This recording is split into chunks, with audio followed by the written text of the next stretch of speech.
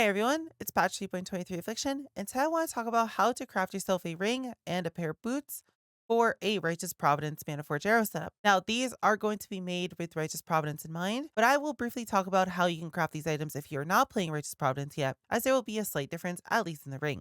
So why don't we start talking about the ring first? The ring is going to be very simple. We just want to get ourselves intelligence, crit multi, and strength as our suffixes, as well as any veiled mana mod as our prefix.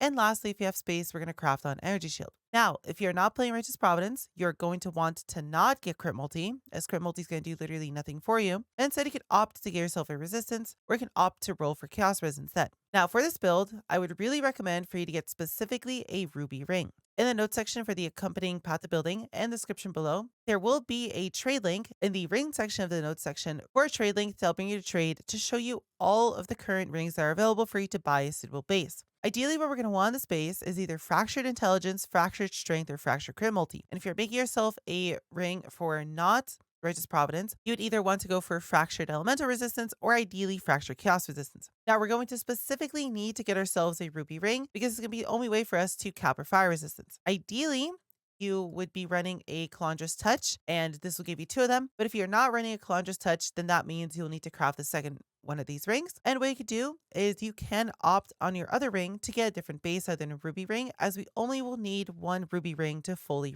fire as cap ourselves. Now, with all that said, for Righteous Providence, you would specifically want to get yourself a Fractured Crit Multi Ruby Ring if you can. But as you can see, there are not many of these up for sale on trade, and these are quite expensive. So just getting yourself any random Fractured Intelligence and Fractured Ring is more than fine. Now, ideally, what you'd want to do here is you'd want to get yourself a high fracture instead of a lower fracture. If these aren't really that much more extra, and they would overall give you a little bit of a better ring getting yourself a maximum fracture, but these are too expensive. Just get yourself any tier 1 fracture. The filter should basically do all the work for you. So once we have ourselves a ring that looks something like this, it's time to craft. So the first step of the craft is going to be very simple. If you did not get yourself a fractured crit multi ring, you're going to be using Essences of Scorn to guarantee crit multi on your ring until you hit whatever you don't have. So for example, if we bought ourselves a Fractured Intelligence ring, we would be rolling with Scorn until we hit Strength. If we bought ourselves a Fractured Strength ring, we would be rolling with Scorn until we hit tier 1 Intelligence. No matter what, it's going to be about a 1 in 117 chance, and it's going to be the most expensive part of the ring, as Scorns are quite expensive.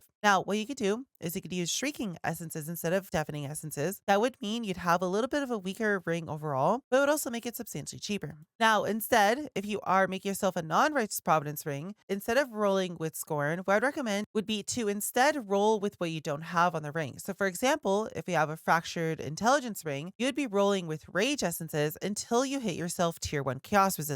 Now, this is going to be a lot harder to actually do. As you can see, Chaos Resistance is substantially harder to hit. But instead, if you were to go for any resistance, for example, instead of just going for Chaos Resistance, it will be a lot easier. I do want you to keep in mind that you can use a Harvest Bench to reroll any of these. So if you need specifically Cold Resistance, then you could just roll for tier 1 Fire Resistance and change it.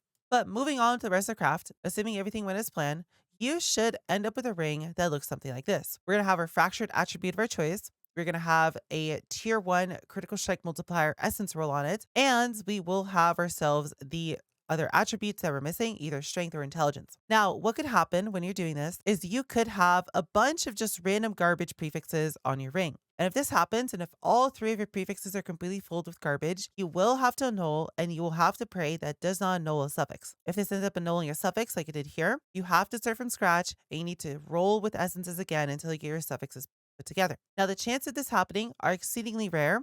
You'll most likely get yourself a ring that has at least 1 open prefix, and if not, 2 open prefixes. And if you don't, let's hope you win the annul. But once you do have an open prefix, what we're going to do is we're just going to simply go over to the crafting bench, and we're going to simply be crafting suffixes cannot be changed on the ring. What this means is we can now use a Veiled Chaos Orb, and this will guarantee that we keep our suffixes while getting ourselves a veiled prefix on the ring. What you're going to want to do at this point is you are not going to want to unveil this. If you end up having an open prefix, like I did in this case, you're going to go over to the crafting bench and you're going to craft maximum life on the ring before you unveil it. If we want to quickly call the veiled modifiers, we are hoping to either unveil the maximum mana and damage recrypt as mana, the maximum mana and regen life, or the maximum mana and regen mana. Now, we do not want the maximum mana and reduced mana cost of skills. This would unfortunately be a brick, but all of the other mana based rolls are just fine. And what we could do is if we were to craft life, as you can see, the rolls go from a 28 and a 43% chance all the way up to a 33 and a 50% chance. This is going to give us slightly better odds of actually hitting one of the mods that we want. So we're now going to take this ring, we're going to unveil, and we're going to hope that we see anything that gives us maximum mana. So in this case, we got ourselves maximum mana and regen life per second, which is great. We'll just take this and be happy with it. But if we were to get ourselves a case where we don't actually see any mana, which is fairly rare to see, it's actually a little bit difficult to showcase this as you get mana so often. But let's pretend we didn't actually see mana on this ring, and instead we got ourselves the fire damage roll, and there was nothing else useful. What we would do in this case is we would then remove our crafted modifier, or if you just didn't have any to begin with, you would have to annul. But if we have a open prefix like this, which we crafted to get ourselves better unveil luck, we would then go back to the bench, but suffixes cannot be changed on our ring, and we would use another veiled chaos orb and try again, and we just keep repeating this until we get something good. So in this case, we would go craft life again, since we have an open prefix, unveil, pick ourselves mana. In this case, this would have been a brick because we got reduced mana cost of skills. So you would have to, but suffixes cannot be changed again, and you would have to veiled chaos orb again. But assuming you aren't too unlucky with this process, you should get yourself mana on your first try. And what you're going to want to do is if you end up having an open prefix, all you're going to want to do is just go back to the bench at the end, and that is your whole ring done. Now, one thing to mention is if you don't end up getting an open prefix, if you get yourself a ring that looks like this with 2 random prefixes, there's nothing you could really do from this point. You could YOLO annul to hopefully remove a prefix so you can craft something, but what might happen to you is exactly what happened here, where you just annul a suffix and brick your item. So I would not risk it. I would just leave your ring as is. It's more than fine. Lastly, do make sure to catalyst your ring with intrinsic dust. That way the strength and the intelligence go to about a 60-ish roll, and you'll have yourself a completed Righteous Providence ring. Next, let's talk about how to make yourself a pair of boots. The boots are also going to be very simple. All we're going to want for the suffixes is going to be fractured chaos resistance. Now, you could opt to get yourself fractured fire resistance instead, and that would mean you would not need to get yourself a ruby ring to get fire res capped. But assuming you are going to go for a ruby ring, you would instead go for fractured chaos resistance. Then for the suffixes, we are going to be using rage essences to guarantee strength, as strength cannot roll on int boots, and we're going to roll until we get intelligence. For our prefixes, we are going to again use a veiled chaos orb, and we are going to either roll for a veiled mana modifier or a veiled movement speed modifier, and then finish by crafting the other one onto the boots. The first thing we're going to need is to get ourselves a pair of fractured chaos resistant sorcerer boots. Now, this base is typically a little bit expensive, and what I would recommend is to buy one that makes sense for your price budget. Obviously, if you go get yourself a maximum rolled one, it's going to be a little bit more expensive, but I wouldn't go for anything less than 30%. Once again, there will be a link in the notes section for the path of building that will bring you to the trade page to buy yourself a pair of fractured boots to begin the craft with.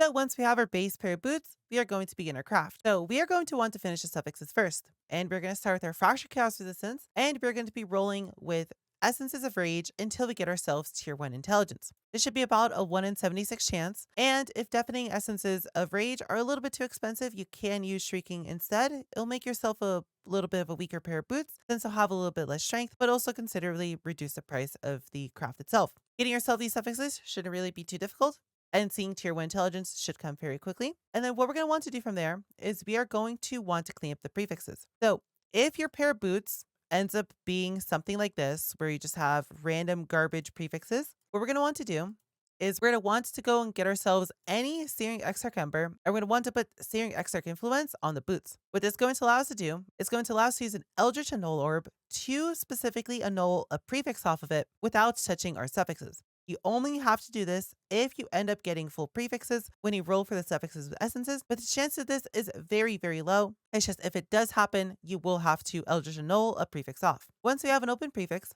all we're going to do is take this over to the bench, and we are going to put on suffixes cannot be changed onto boots. This is then going to allow us to use a veiled chaos orb without touching our suffixes while giving us a veiled prefix. Now, if this happens to you, where you end up getting no open prefixes, you are going to want to also influence the boots if they're not influenced already, and use an Eldritch Annul.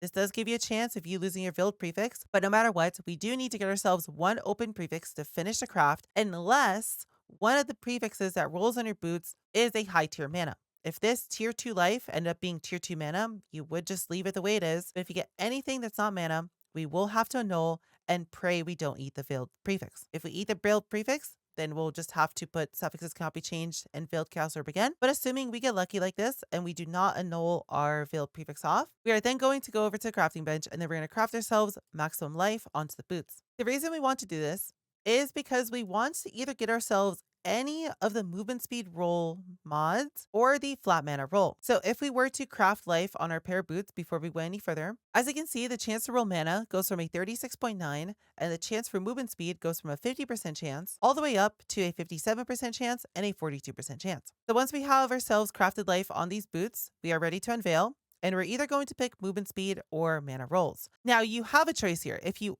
do end up getting something like this, where you see both the mana roll and a movement speed roll, you can then go ahead and pick for yourself what you want more. You pick up the mana roll, meaning you'll get a higher mana roll, but you'll have to craft movement speed, meaning you'll be a little bit slower. Or you can pick the movement speed and then craft mana, which means you have a slightly lower amount of energy shield and a slightly lower amount of damage, but it's very, very minuscule. So realistically, I would always pick the movement speed. So in this case, we got the onslaught variant of it. That's completely fine. We'll take this. Then we'll go over to the bench. And the last thing we're going to do is change our crafted life for crafted mana. Once we have ourselves a pair of boots that looks like this, all we need to do is finish up the boots by rolling for the Eldritch Implicits. We're going to be using ourselves either Grand or Lesser Embers to roll for increased action speed. There's no reason to use Greater because there is no greater action speed. It's either a 4% roll with Lessers or a 5% roll when using Grands. Then we're going to be using ourselves Ichor, and I would really recommend to use Grand Ichors here. Not only are they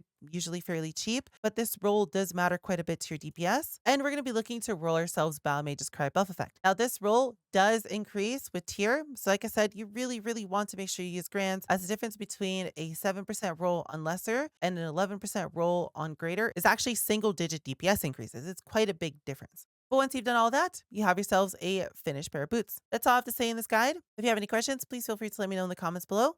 I'll try to answer as soon as I can, or you can come by my Twitch and ask your questions there. Or if you just simply want to come and hang out with the cuties, I'll be more than happy to see you there. Other than that, I hope you cuties enjoy, and I'll see you in the next video.